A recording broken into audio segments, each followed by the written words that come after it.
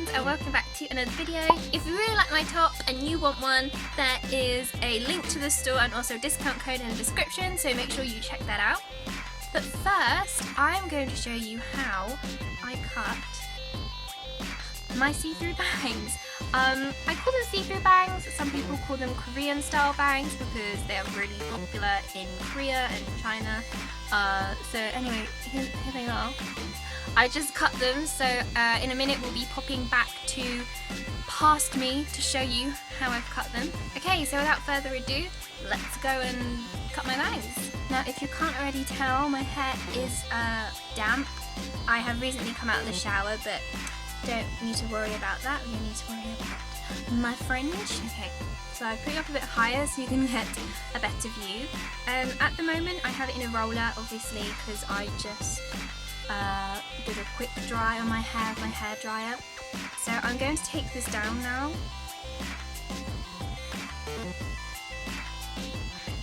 So this is what it looks like. As far as how much hair to cut, the key with see-through bangs is literally cutting the minimal that you can.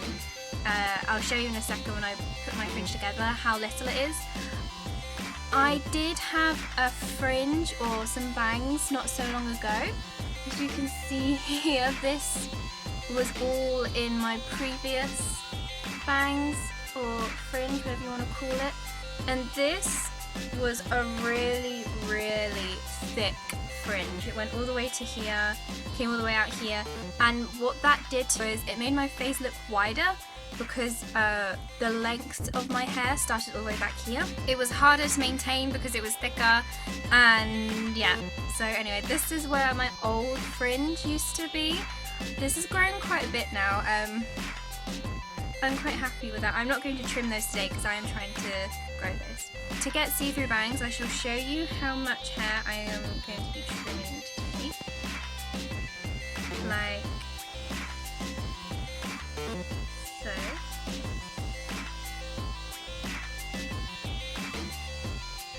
This much, can you see? This is probably the most I would recommend you cut, or at least start off with, just because if you do it too wide or too much, obviously you can't go back. I actually did mine here. I had less hair in it. The first time I tried my bangs, I had about this much hair, but for me personally, this was kind of like a something or nothing. This to me was like too little, so I added some more. What you want to do is, if you cut it first time around like I did and you feel like there wasn't enough hair, what you need to do is that you need to make the triangle pointier. You don't want to make it wider because then your fringe, as I said, will be wider and it will make your face look a lot wider because your length of your hair will start back here.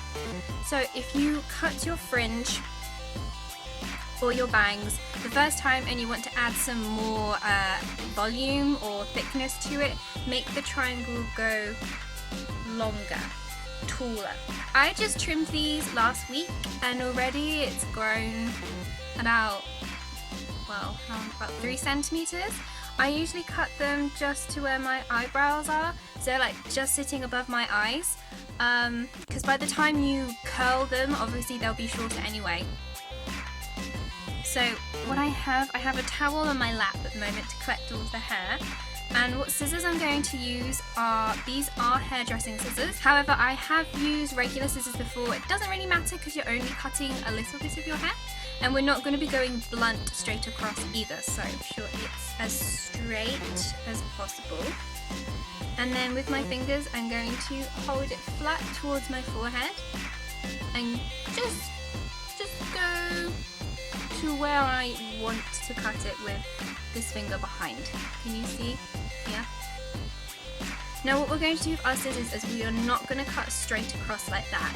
If you cut straight across, it can go a little bit wonky, and anyway, we want this to be like a choppy see-through bangs look anyway, so we're going to cut upwards like this. I'm sure you've seen that motion before in lots of hair cutting videos. It's a really easy hack for cutting your hair at home. So anyway, let's have a go. So we're going to look at our hair and we're just going to chop upwards. Every now and then you want to get hold of your hair again and pull it as straight as possible. So as you can see, this is slightly wonky, so we need to cut more from this side. Here, I'm just going to let go now and see. Okay, we're just going to leave the little bits of hair on my face momentarily. So I've cut to where my finger was, and this is the length I have left. Can you see? The reason I cut my hair the length I want it when it's straight is because it's really windy in England where I live, so my hair usually blows out anyway whilst I'm outside. So when it's blown out, this will be the length it shall sit at, which I'm really happy with. As far as styling your bangs go, there are a couple of ways that you can do them, and it's entirely up to you how you want to do it. Use a roller. This is a sleeping roller, so it's nice and soft and squidgy.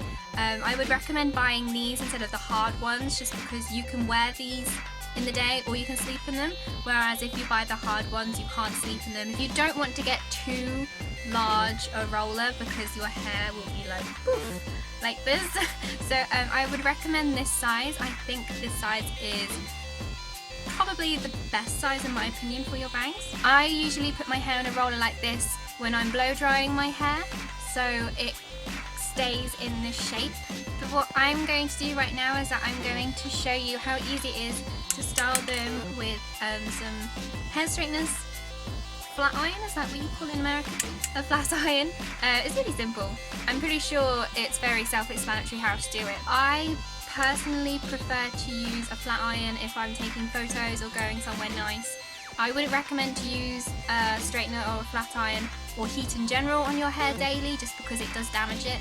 Obviously use heat protectant spray or gel or whatever, but pull back here and then pull forward.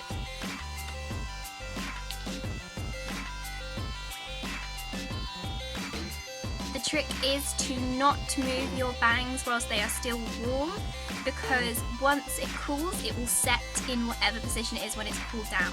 So I'm just going to even these slightly, and I'm just going to let them cool down, and then I will show you what they look like.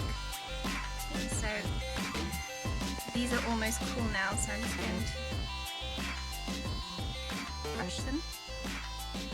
And then this is how I part them. Like so. So here are my see-through bangs.